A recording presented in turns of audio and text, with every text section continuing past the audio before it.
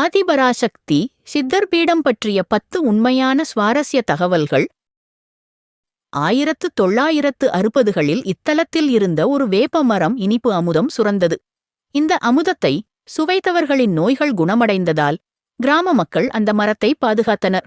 இது பீடத்தின் தொடக்கத்திற்கு அடித்தளமாக அமைந்தது மற்றும் அம்மாவின் தெய்வீக சக்தியின் முதல் அறிகுறியாக கருதப்படுகிறது.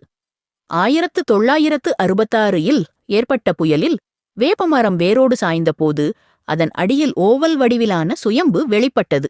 இதன் மீது சிறிய குடிலொன்று கட்டப்பட்டு பூஜைகள் தொடங்கின.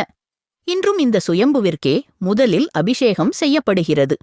1977 நவம்பர் 25ஆம் தேதி 3 அடி உயரமுள்ள ஆதிபராசக்தி அம்மன் சிலை பிரதிஷ்டை செய்யப்பட்டது. இந்த சிலை 1000 இதழ் தாமரை மீது அமர்ந்த நிலையில் வலது கையில் தாமரை மொட்டு, இடது கையில் ஞானமுத்திரை, தலைமுடி முடிச்சிட்டு கிரீடம் போல அமைந்துள்ளது. ஆதிபராசக்தி அம்மன் அருள் திரு பங்காரு அடிகளாரின் உடலில் புகுந்து அருள்வாக்கு மூலம் பக்தர்களிடம் நேரடியாக பேசுகிறார். இது பக்தர்களுக்கு மிகுந்த ஆன்மீக அனுபவத்தை அளிக்கும் தனித்துவமான அம்சமாகும். பீடத்தின் அனைத்து நிர்வாகமும் அம்மாவின் அருள்வாக்கின்படியே நடக்கிறது. அனைத்து மனிதர்களும் ஒரே ஆதிபராசக்தி, தாயின் குழந்தைகளே என்ற கொள்கை இங்கு வலியுறுத்தப்படுகிறது. இது சக்தி இயக்கத்தை ஊக்குவித்து மனிதகுல ஒற்றுமையை வலியுறுத்துகிறது மற்றும் சாதி மதபேதங்களை தாண்டிய சமத்துவத்தை போதிக்கிறது. பாரம்பரிய ஆகம விதிகளுக்கு மாறாக இங்கு பெண்கள் சன்னதிக்குள் நுழைந்து பூஜைகள் செய்ய அனுமதிக்கப்படுகிறார்கள். இது பெண்களுக்கு சம உரிமை அளிக்கும் தனித்துவமான பயிற்சியாகும் மற்றும் அம்மாவின் அருள்வாக்கின்படி நடைபெறுகிறது.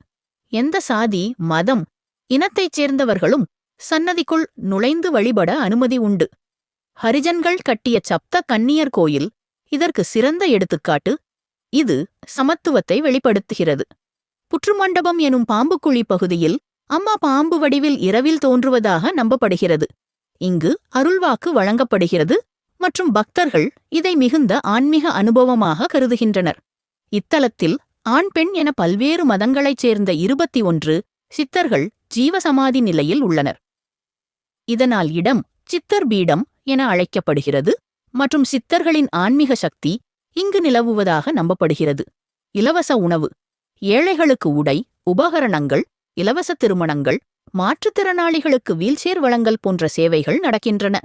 உலகெங்கும் 5000க்கும் மேற்பட்ட சக்தி பீடங்கள் மற்றும் மன்றங்கள் செயல்படுகின்றன.